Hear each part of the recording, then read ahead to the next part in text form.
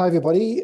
My name is Llewellyn Hughes. I am a professor of public policy at the Crawford School of Public Policy at the Australian National University.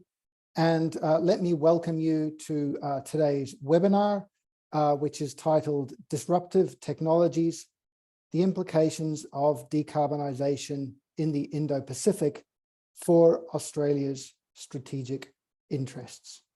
Let me begin by recognizing and acknowledging the traditional owners of the land where I am here in Canberra, the Ngunnawal people, and also pay my respects to elders past, present, and emerging.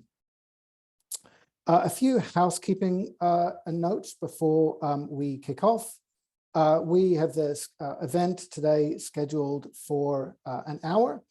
And during that hour, we are going to cover a couple of different terrific speakers, Thomas Longden and Emma Aisbett, who are going to talk to us about various aspects of decarbonisation in the Indo-Pacific. We are in webinar mode within Zoom. And what that means is that you can use the Q&A function in order to ask questions of the speakers as they are speaking to us, and feel free to use that as we go. We should have a little bit of time towards the end of today's event. And so we'll then ask the speakers to respond to the questions which are there at the time. We've asked both Tom and Emma to speak to us for about 20 minutes each, and that will leave us about 10 minutes or so to be able to speak. Let me begin just by setting the scene a little bit.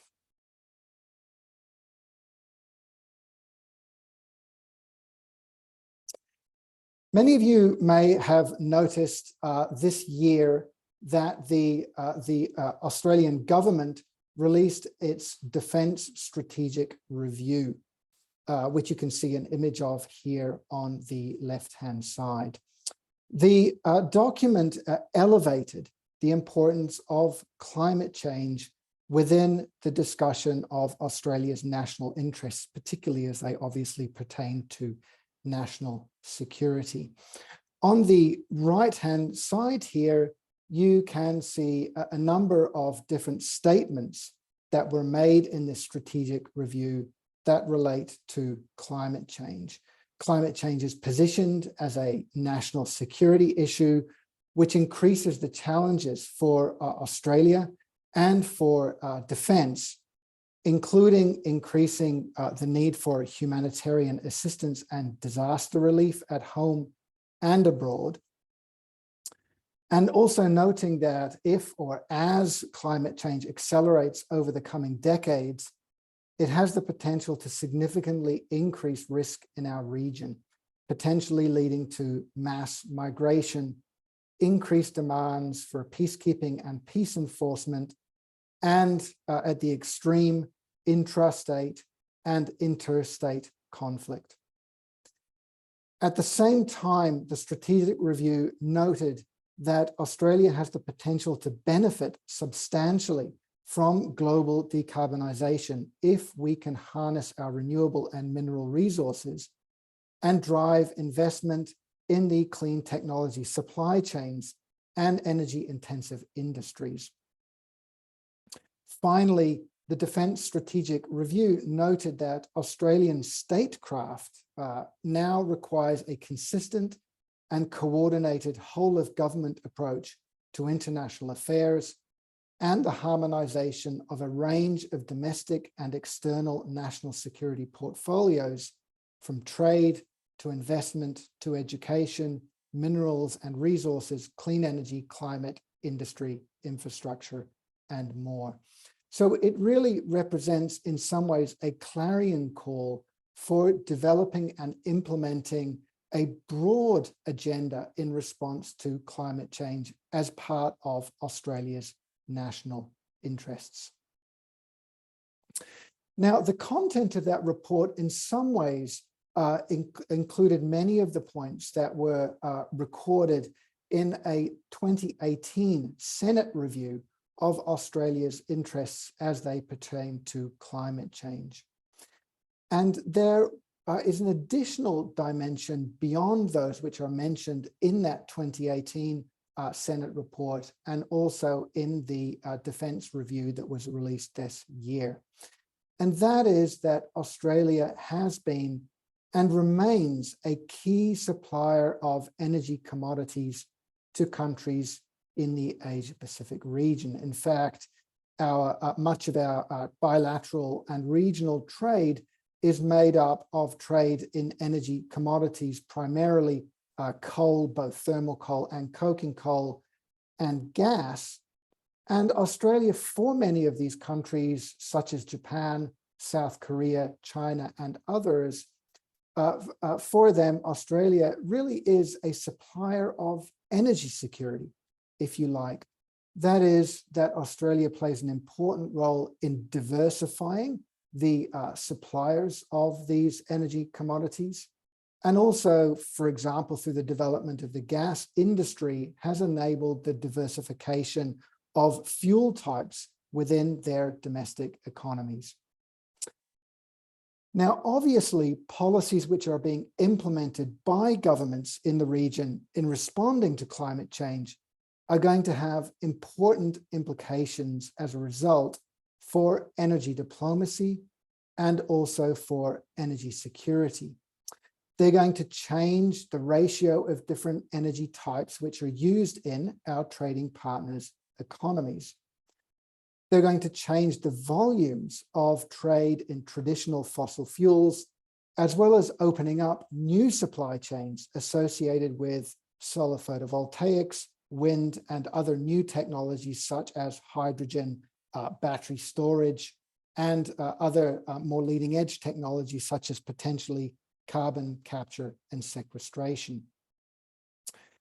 There's also a lot of uncertainty about the future levels of climate ambition. I think, as Tom will speak about, we've got a lot of NDCs, nationally determined contribution, on relatively near-term commitments to climate action within the region.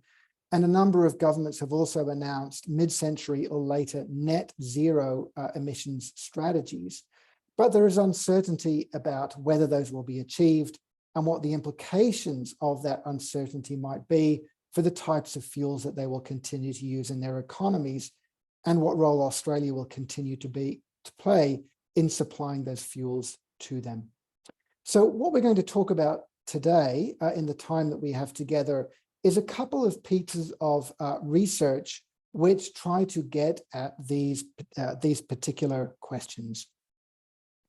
Firstly, what we have done is modeled using, as Tom will describe, integrated assessment modeling in order to model regional decarbonisation pathways while taking into account different levels of ambition for decarbonisation, and also looking at different technology options which are available, are potentially available, I should say, as well as underlying changes in factors such as population and GDP growth.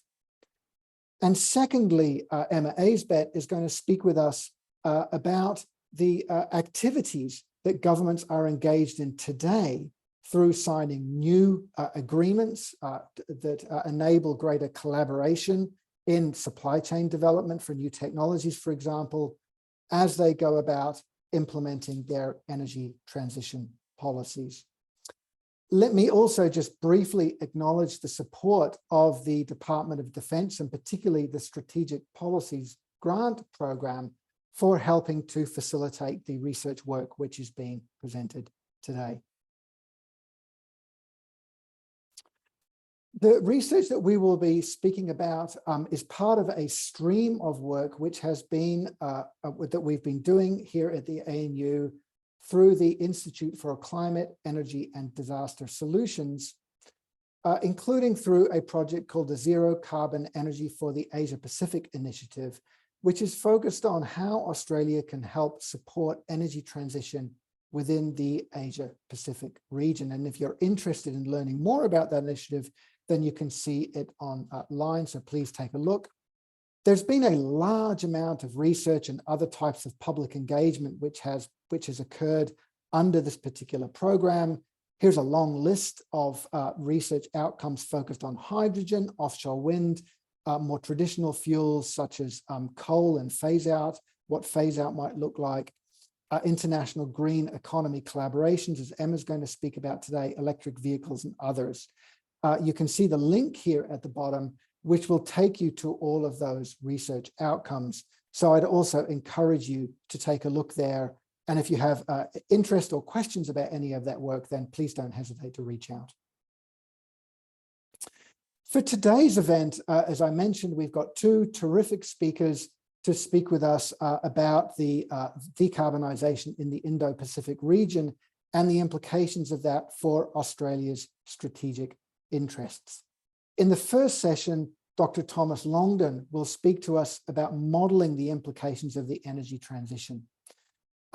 Thomas Longden is a senior research fellow, as you can see here, at Western Sydney University, and a visiting fellow at the ANU's Institute for Climate, Energy and Disaster Solutions.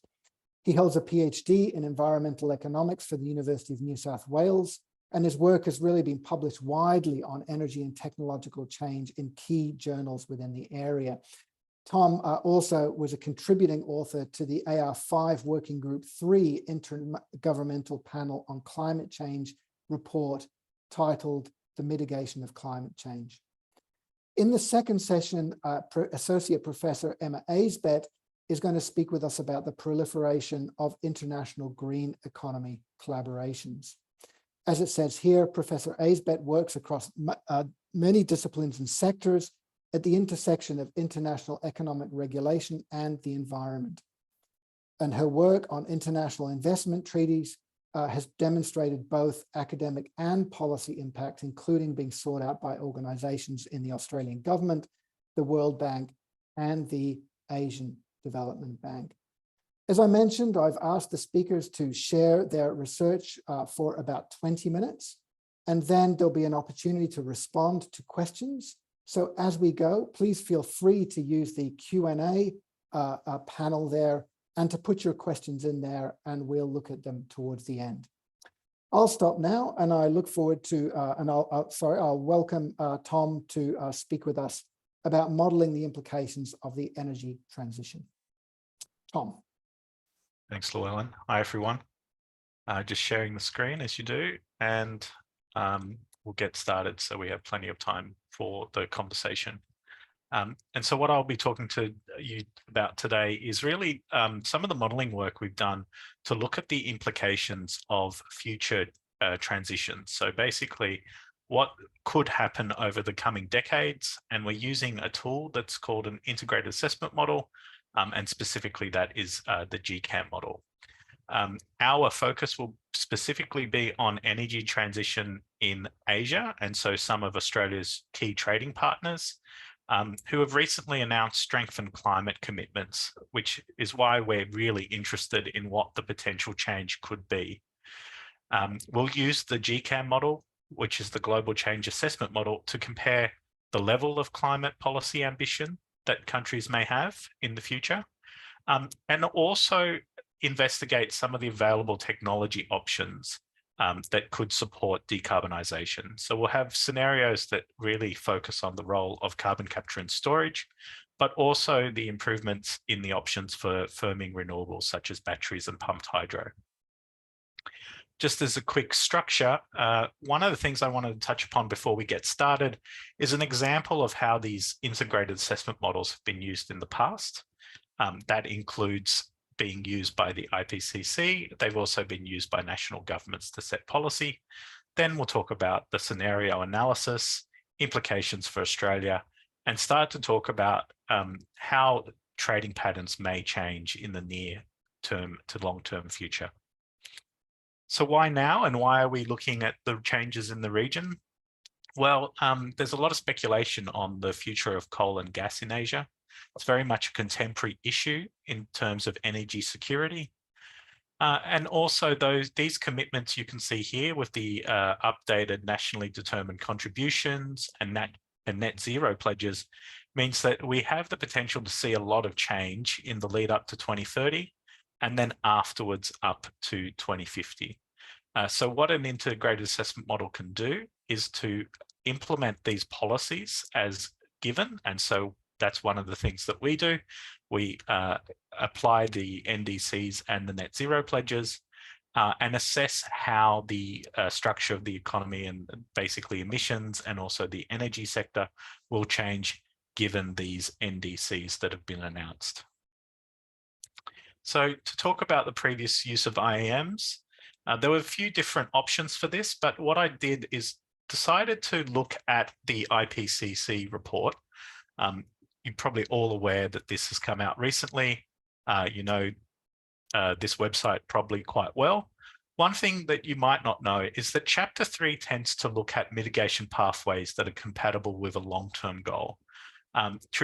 Basically, in each IPCC report, this chapter tends to focus on what's happening in terms of integrated assessment modeling, with really a role towards looking at, you know, what will happen up till 2030 to 2050 and on to 2100. So there's a database of these scenarios that you can look up and access. For AR6, the database had over 2,000 scenarios submitted by different modeling teams around the world. One of the expectations is that these are modeling results that have been published in academic journals. And then there's a bit of a vetting approach where they look at how the scenarios match with historical trends, and also use a climate module to classify them into the type of warming, basically the type of scenario they are in terms of the temperatures that are basically achieved in 2100. So you can see there whether they exceed 4 degrees, below 2 degrees, or even go below 1.5 degrees. And one thing that's different this time is that they've classified some of the scenarios into illustrative mitigation pathways. So they've started to classify the scenarios not based on what the modeling teams have assessed them as, but how they actually fit together in terms of relative emissions reductions, technology profiles, and so on. And there you can see that you have sort of the schedule of current policies, moderate action. What's really interesting is that this illustrative mitigation pathways, they've started to pick out some of the key technology assumptions that occur in these integrated assessment models. And that's interesting for our analysis because we've taken a similar approach to designing our scenario analysis by focusing on the degree of action and some of the technological assumptions that we can apply in the model. Here you can see one of the graphics from that chapter in the IPCC report, really looking at classifying those scenarios by the emissions reductions that are achieved. Interesting enough, there's a current policy, moderate action, and then below 2 degrees sort of nest of scenarios that have been submitted to that database. Here you can see one of the interesting things that's very different from the last few reports is actually coming up with stylized examples of how the IAMs are actually solving to 2100. Here you can see the panels from going from current policies, moderate action, and then a gradual increase in basically the strength of climate policies. And then basically this is showing how the transaction happens across different types of energy. So fossil fuel use in the redder color, nuclear, renewables, and also you can see there biomass in the negative emission scenario coming on very strong. So our approach is similar in terms of taking the amount of climate action into account and then the technology availability underneath that. So this is just a little summary of what the GCAM model does. It's quite a large model, and so this is one of my stylized examples or summaries of how the model solves. So there's a range of input data and scenarios that go into the model, some constraints on, you know, macroeconomic factors and other things like that. But basically, the thing that the type of data that we feed into the model are socioeconomic data, energy technology data, and other sort of relevant constraints or assumptions like policies. That goes into the model calculations where they have a range of markets and basically solve for energy sector, water, food and forestry, and land use by balancing supply and demand, and come up with output data. So basically what the energy system will look like in the future, and importantly also what the climate and the temperature looks like, or is basically estimated to be for those future periods. Some of the key revisions that we've made are to include new numbers for population, GDP, and also capital costs of renewables, which we have taken from the CSIRO Gen cost numbers. So this is how we've set up our scenarios. So really have only a limited number. So we haven't gone too far on the number of scenarios. We've kept that simple. We have 2 climate policy targets and 2 technological assumptions. So that comes up with 4 scenarios. Basically what you can see is the type of emissions pathways we look at is where a country hits its NDC for 2030 and then basically has a plateau in emissions, or they go on to do net zero emissions by the year that they have pledged to do that. And one of the interesting things about this, and this is actually the model solving for the future global mean temperature, is that ends up with the NDC plateau scenario being emissions continually increasing and going above 2 degrees, so almost a 2.6 degree scenario in 2100. And then the NDC net zero scenario actually basically has a plateau in global temperatures and achieves temperatures below 2 degrees in 2100. So having a look at so just going back quickly, the technology assumptions that we have are basically the base GCAM settings. So we have no change to the renewable firming or CCS assumptions. And then we have a scenario where we assume that renewables can be firmed and basically backed up better than the base GCAM settings, and that there's a limited availability of CCS. Noting for your background knowledge that GCAM's been criticized in the past for having quite a high availability of CCS, and I'll talk about that a little bit more later on. Here's an example of the results that we get for coal and gas demand in China. So this is primary energy, so in exajoules. And you can see that one of the key findings is that to hit that net zero scenario, basically coal transitions out of the system quite quickly. So you see the NDC actually leads to an increase in emissions still for China, but then hits 2030 and then basically a rapid decline until that 2060 period when net zero is assumed to be achieved. With the plateau, you can see Chinese coal demand still remaining quite high. What's interesting is gas use in GCAM is predicted to increase quite notably.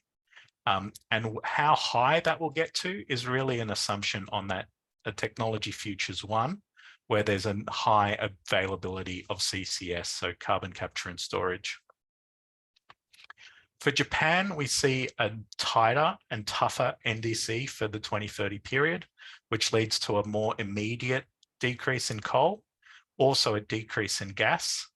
And whether coal and gas remain a part of the energy mix in Japan is really contingent upon whether the net zero scenario gets continued. So basically you can see that plateauing there in the plateau scenarios with coal and gas. And a key assumption again is that availability of CCS. So gas would actually, both coal and gas would decrease quite notably if CCS cannot be upscaled. And noting that there's a limited availability of carbon storage sites in Japan. For India, you see again this sort of dual road path where if you have the plateau scenario, so India hits its NDC and then plateaus, is basically without that assumption. If we assume that India does push on to hit the net zero target by after 2060 basically into 2070, then you see that coal rapidly leaves the system. And how high gas gets in the Indian system really depends on the availability of CCS. One thing to note about these assumptions is that GCAM has quite a large demand for gas, and looking into where that gas demand is coming from, it's actually the increase in China and India is actually within a sector called industrial other.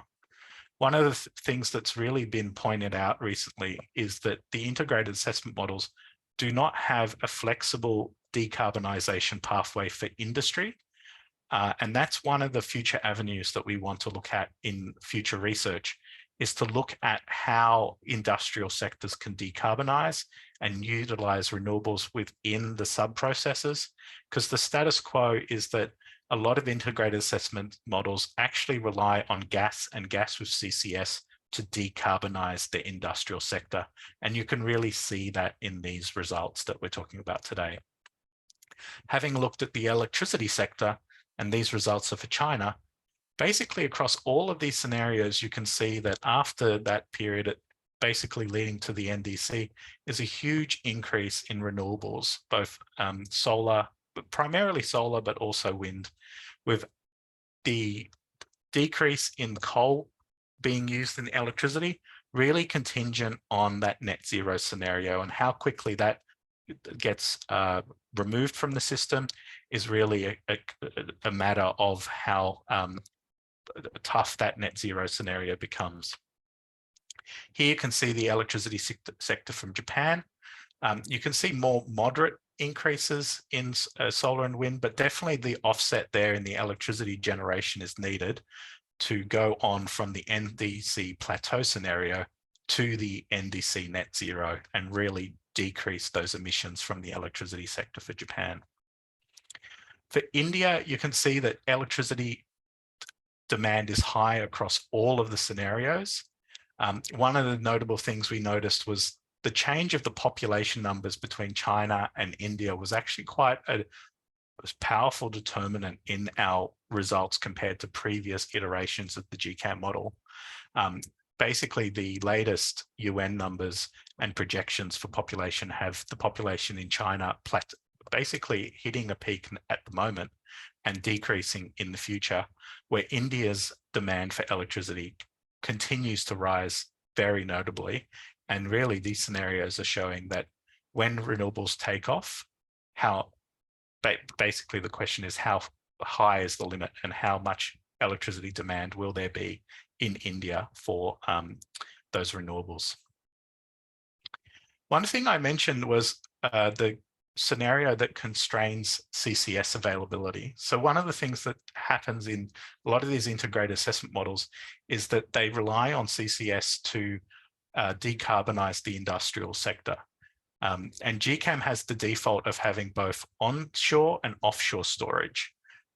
That offshore storage assumption is quite a favorable assumption in terms of favoring carbon capture and storage, especially for countries like Japan, where you can see that basically the onshore storage availability is actually quite low compared to their future demand for energy. That's true, especially in Korea, where basically any of the carbon storage sites would be offshore.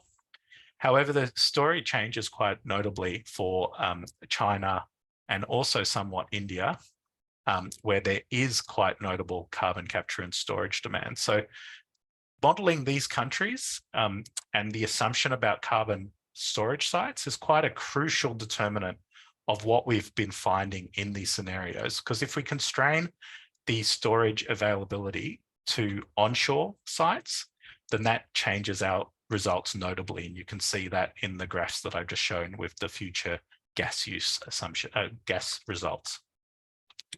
So as an overview, across most of the scenarios, coal is phased out as soon as climate policies start to take effect and bite.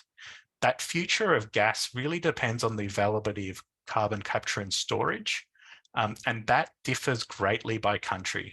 And that's a contemporary issue with countries starting to talk about the availability of storage sites, and some, reports of countries actually starting to talk about wanting to export their carbon to be stored in favorable sites elsewhere.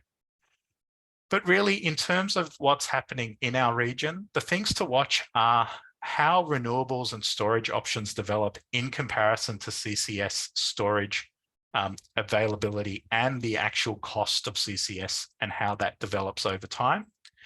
And really those underlying climate policies that boost or support these NDC and net zero pledges. So we can see that the NDCs and net zero pledges being announced, but really one of the things to make these scenarios much more basically become real is those underlying climate policies that basically support these pledges. In terms of the implications for Australia, we know that the future exports of coal are already at risk. There's been different restrictions on imports, and there's been a development where new supply routes have actually improved the supply of coal in China. Japan, per se, will still be quite an interesting trading partner for us. But really their demand for gas will depend on how they can deal with those emissions in their country, and noting that they have less storage sites than other countries in the region. India has a really high potential to develop their own renewable supply. And really the future of coal and gas will depend on that CCS availability. But also one of the questions there that I added is whether India transitions to become a manufacturer of panels, solar panels and turbines. That would mean that actually things could change quite rapidly. And I think that's what we're seeing is the potential for trading patterns to start changing quite rapidly. In terms of wider trends, I really wanted to leave you with some of the recent numbers and projections that are actually being developed by our own government, where basically the rise in lithium and decrease in coal demand and also coal prices are actually coming to the point where people are seeing the rise of lithium as a favorable trading good, as a new opportunity, but also speculating about the future of both LNG and coal in the region and how long we will actually be a favorable trading partner for those traditional fossil fuels. Thank you. These are my details, and please do get in touch, and looking forward to the chat after Emma's presentation.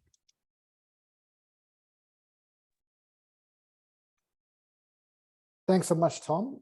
Terrific. And you know, when I looked at those results, certainly what stands out to me is regardless of the how ambitious, whether you think about a more ambitious or less ambitious climate scenario, that is the NDC and plateau, or the NDC plus net zero, or and regardless of the technology assumptions you make around the level of firming renewables that's available, or the amount of CCS that's available in the electricity sector, at least, the results for countries like India just really demonstrate that supply chains, for example, around solar photovoltaics, are just going to become an extremely important area of interest for government and also for companies in those countries, as marginal demand growth in the electricity sector is being met by those renewables, regardless of the assumptions you make about levels of climate ambition.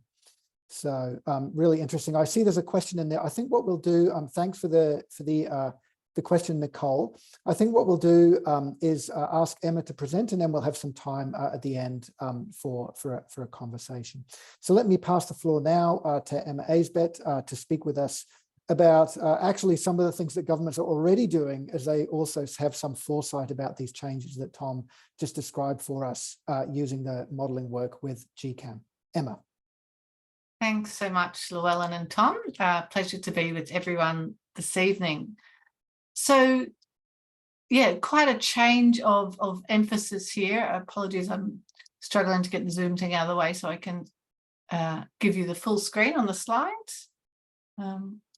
Hopefully this works. Okay.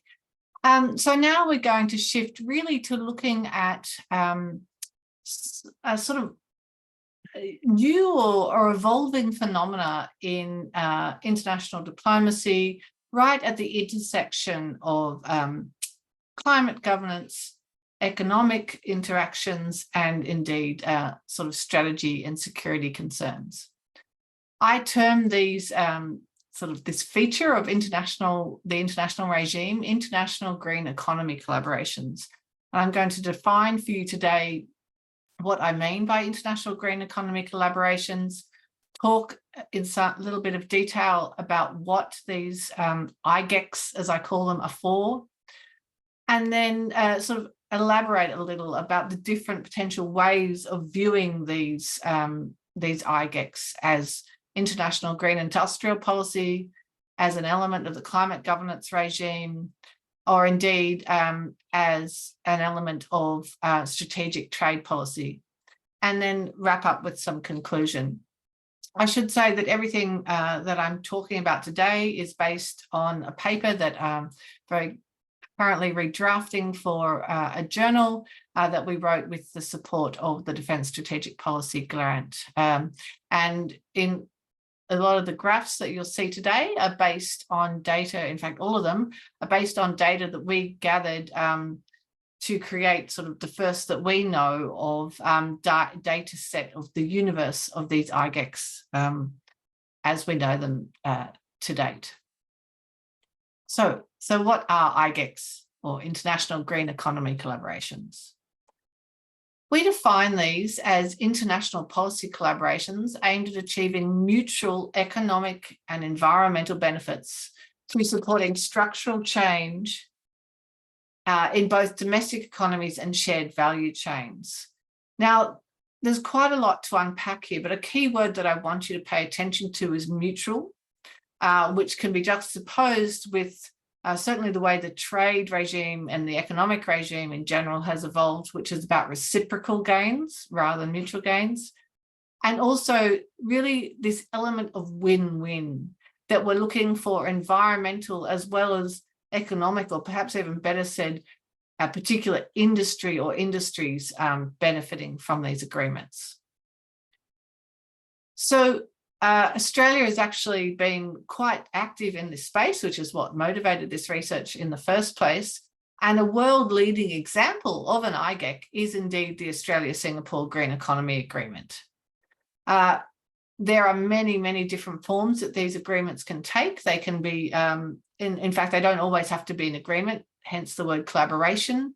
They could be something as simple as a 1 or 2 page joint statement of intent or memorandum of understanding, ranging all the way up to, as I said, fully fledged agreements like the Singapore-Australia GEA. Although the Singapore-Australia Green Economy Agreement is very broad-ranging, a lot of IGECs are actually quite narrowly focused on a particular sector or couple of sectors. So, for example, the proposed US-EU carbon-based sectoral arrangement on steel and aluminium trade is an example of one of those more narrowly defined ones. The EU and Japan have a broader green alliance, sort of broader in depth like the Australia-Singapore Agreement. And then, of course, there are some sort of, if you want, north-south or developed to less developed country agreements that often involve an element of financing and technology transfer. An example being the Just Energy Transition Partnerships with South Africa, Indonesia, and Vietnam. So we, in collecting the data on IGECs, wanted to be able to map what they comprise of. And so we defined sets of features that we then coded which features were in each of these agreements. By far, the leading feature that these agreements contain is information sharing. That is some form of structure. The agreement speaks to where the governments share information about that green sector that they're trying to develop. Close behind information sharing comes technology collaboration, joint research and development projects being a great example of the sort of technology collaboration that goes on. For example, the Australia-Germany Highgate project, which has also funding for joint projects on indeed not only R&D but also scaling of the hydrogen supply chain from Australia to Germany.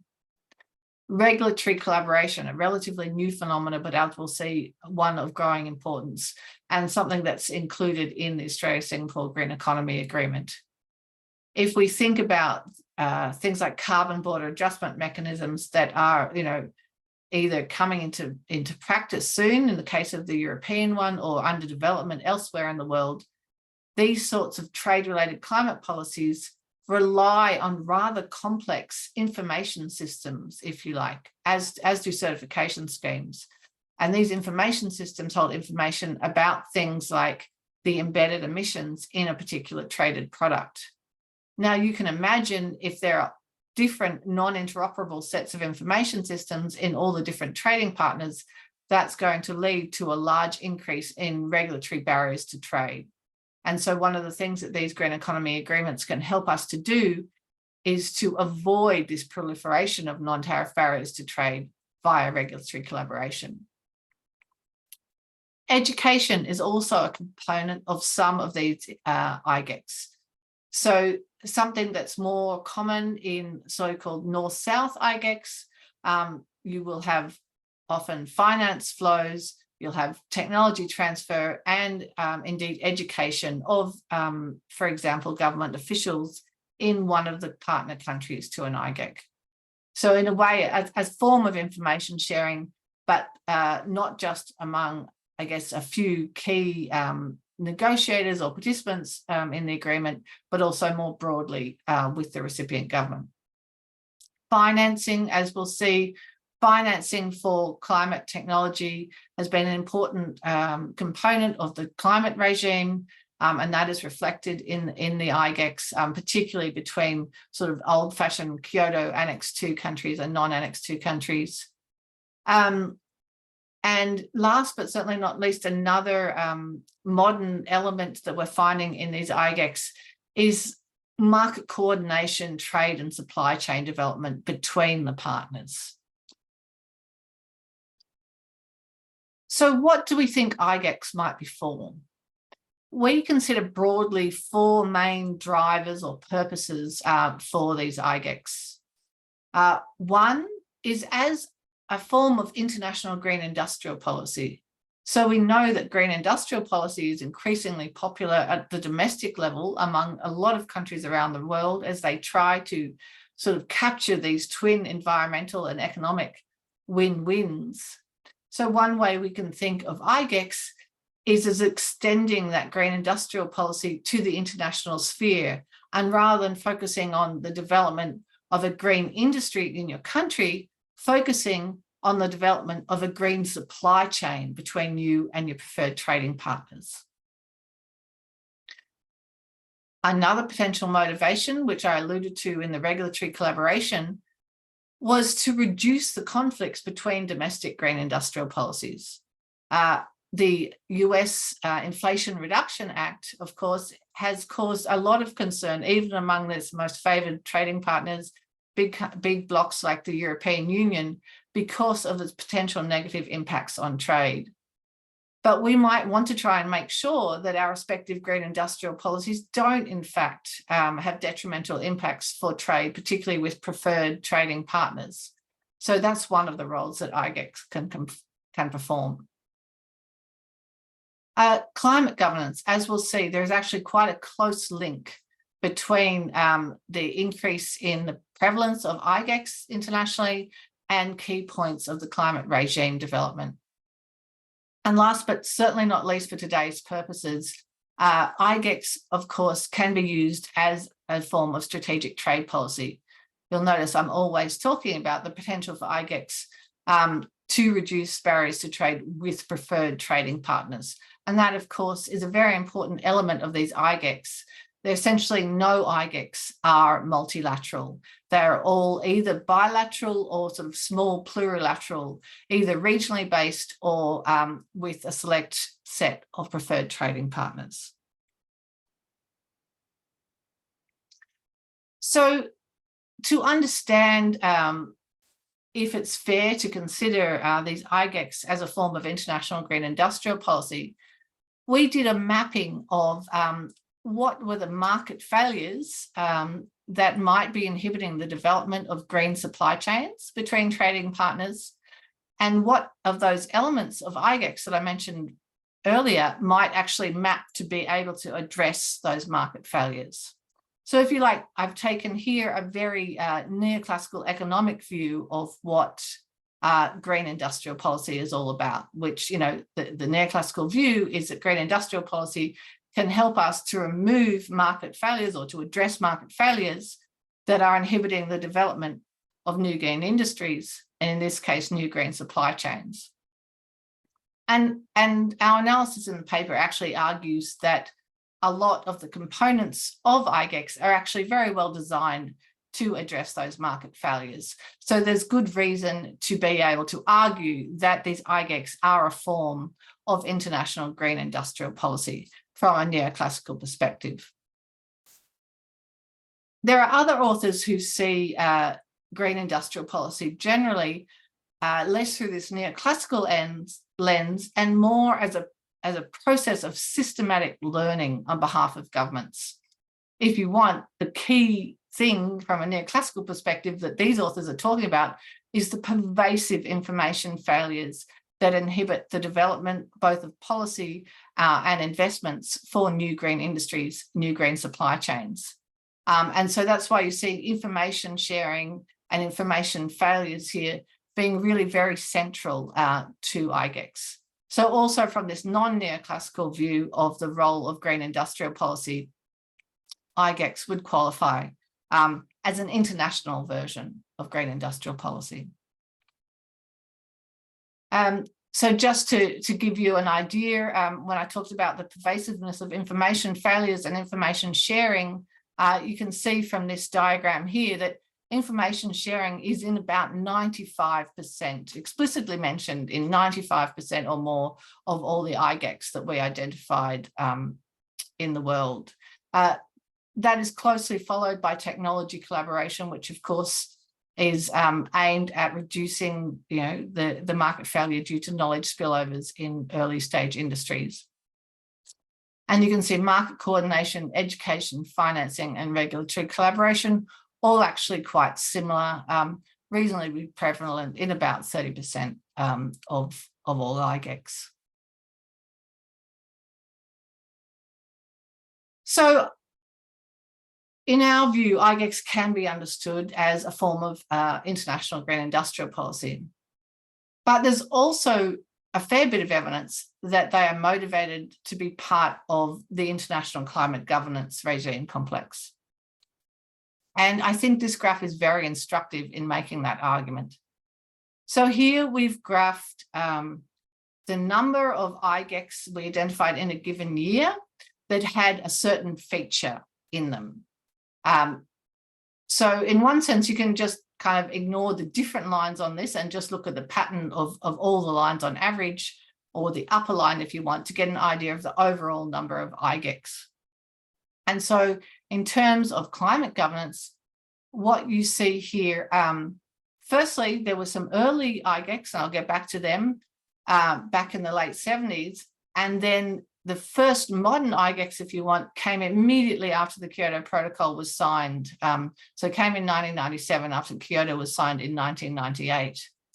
You see, not necessarily a whole lot more action going on then until 2005, which was the Montreal Conference of Parties, but probably more importantly, Russia ratified the Kyoto Protocol, which brought it into force in 2005. And from then on, you can really see an uptick in these IGEX. A very major increase in IGEX occurs at the Paris, of course, Paris Agreement 2015, and again at Glasgow.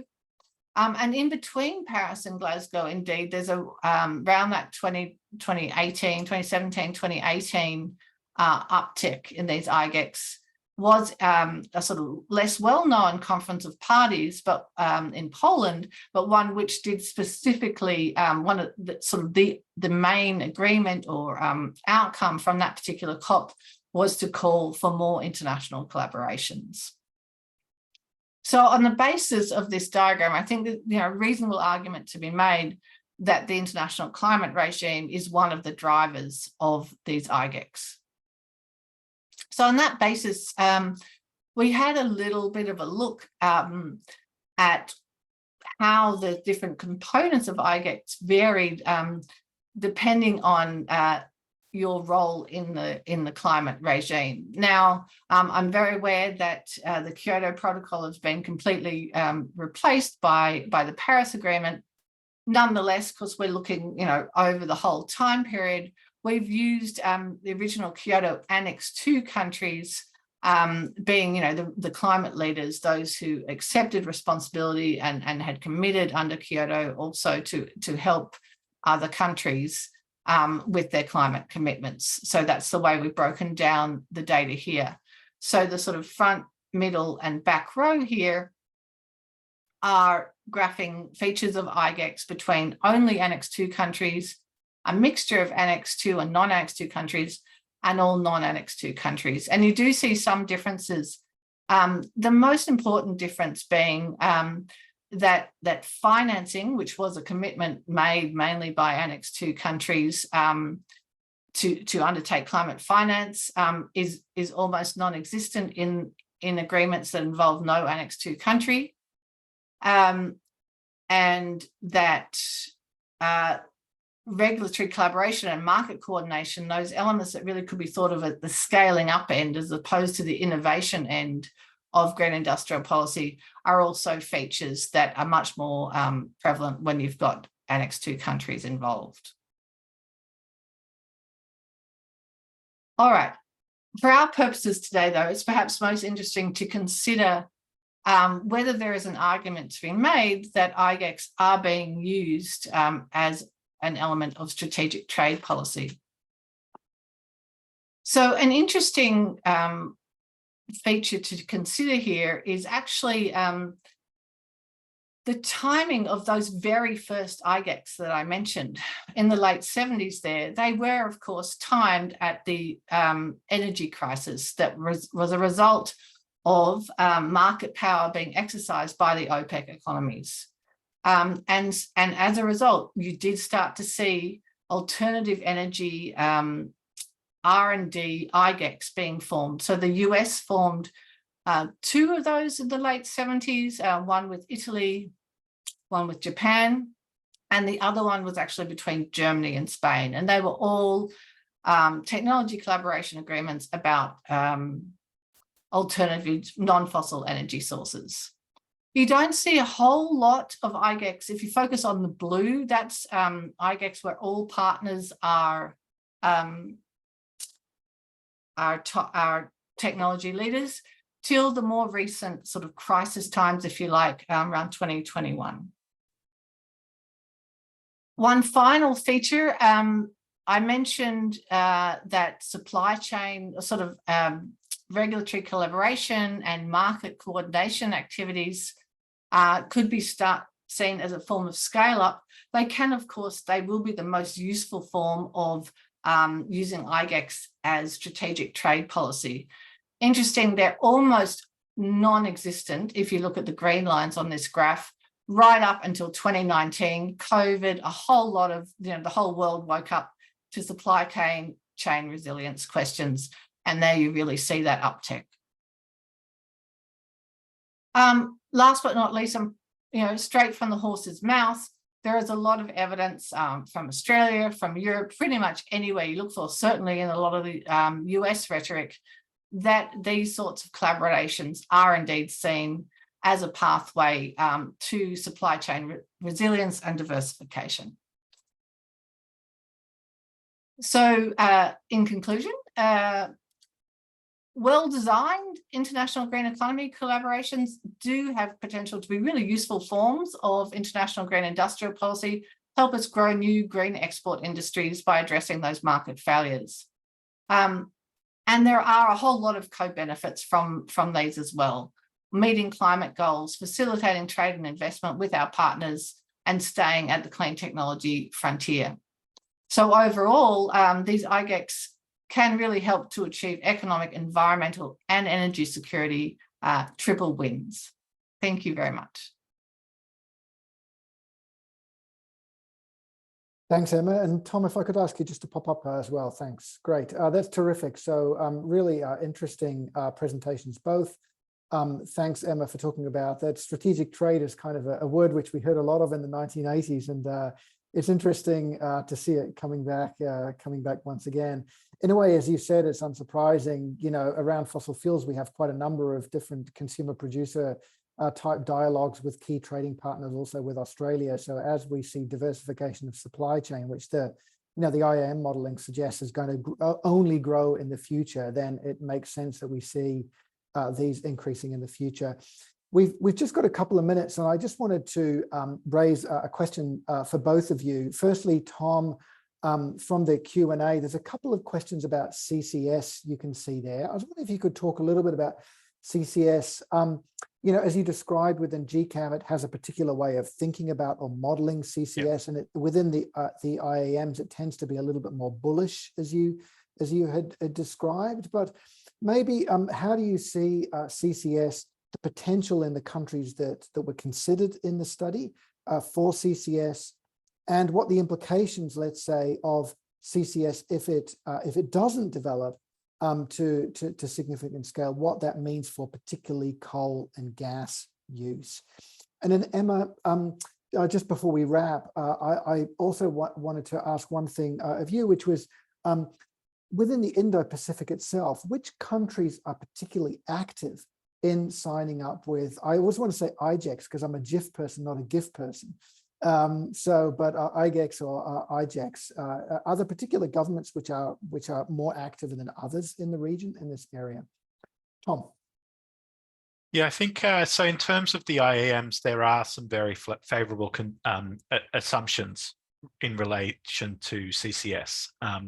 So firstly, you need to think about where it's being applied. So whether that's the industrial sector or electricity sector. I've seen IAM results using both as a decarbonisation option. It tends to be very heavily dependent on in the industrial sector.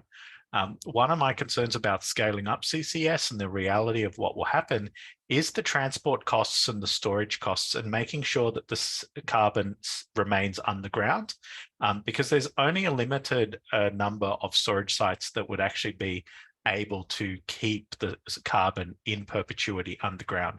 And at the moment, a lot of the pilot projects, a lot of the demonstration projects we see are either not achieving their targets or are capturing carbon to use in enhanced oil recovery.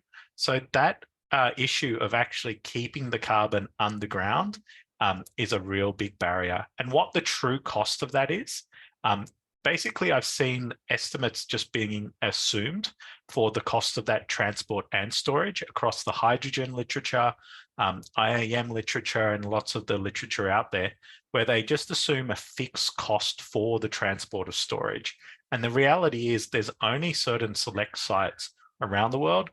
And that also basically has, it's a bit of a reality bite situation for countries in the region, because where they have their industries located are probably not close to the storage sites. So the reality of actually doing CCS at a high level is actually talking about whether there's a mismatch between industry location and the storage sites. And you can definitely see that in some of the countries we're talking about, that offshore storage is the only available option, which will be, if it's viable, very costly. Yeah, that's right. And I think the other thing, looking at particularly the coal versus gas results from at least GCAM's results, is you really see in relation to coal that the level of ambition of the climate commitments by governments in the region is the primary determining factor of how rapidly coal exits their energy systems broadly, right?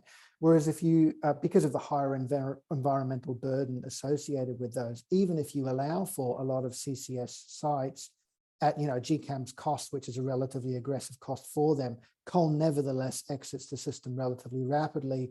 Whereas, and so the primary role that you see in retaining more emissions intensive fuels really sits with gas rather than coal. And for coal, it really is that level of ambition which is strongly determinative. Yeah, that's right. And I mean, even just that assumption of where the use will be in the future, really, you can see in the modeling results and most other modeling results, the use of coal and gas in the electricity sector is really a unexpected thing in the next few decades, especially at some point when solar takes off. And so that's the thing that we've done, is lifted up the hood a little bit and showed you what's happening with GCAM. Remaining gas use is in industrial sectors, and what's actually classed as other which is a modeling assumption, because basically there's typically elasticity of substitution nest. And so, you know, CCS becomes the add-on to decarbonize other. Right. Yeah, I see that Nicole, who asked the initial question, said that she was looking forward to seeing our CCS-free models. And I should say that the choices that we've made, the modeling results are not designed to advocate for a particular technology or not.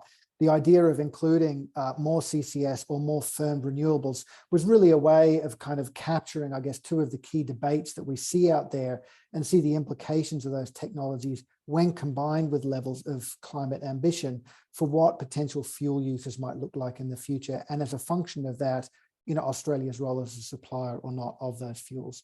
Emma. Yeah, excellent question, Llewellyn. Thank you. And I think I'm going to have to add a graph on that to the article. Actually, India is the standout globally. So the Indian Ministry of Energy has clearly had a program of these. I think, you know, they're possibly responsible for about a third of the total data set, with absolutely everyone, a lot of the technology leading countries, all the way down to sort of Guam type countries. Interestingly, not with China. So once again, that sort of geostrategic technology competition element coming in. Japan, of course, has been active, particularly in collaborations with the other tech leaders. And Australia, under the previous government, under the Morrison government, actually had quite an active program, you know, that Alan Finkel was steering of these collaborations. Very interesting. You know, presumably you'll need to update your data set on a yearly basis, because I would expect, you know, you'll need more research. Well, as you saw from that graph, they come thick and fast. Yeah, right. I think 40% of all of them have been signed in the last 2 years. Yeah. Right. That's very interesting. Fantastic. Okay, well, we're a little bit over time, but let me first thank both Tom and Emma for sharing the research results today. A really interesting set of discussions coming at it from quite different angles, but I think very, very complementary in terms of seeing what the potential shift in fuels or energy types, which are technologies which are feeding into decarbonisation trajectories in the region, and then what the international relations or implications of those are for the types of new engagements which governments in the region and globally are beginning to sign with one another to enable, as you've said, that kind of trade to occur, and also to kind of facilitate things like friendshoring and the types of things that we see under the Inflation Reduction Act, for example, that the Biden administration has managed to pass through Congress to try and shift supply chains for low carbon technologies in particular directions, something which Australia is now going to benefit through as a result of an agreement between the two countries. So we'll leave it there. Thanks so much for everyone for listening in today. We hope you found the session today useful. We have recorded today's session and we will be posting it online. And so you can welcome to review that again. And we look forward to your future engagement in our activities. Thanks a lot for coming. Thanks, everyone. Thanks, everyone.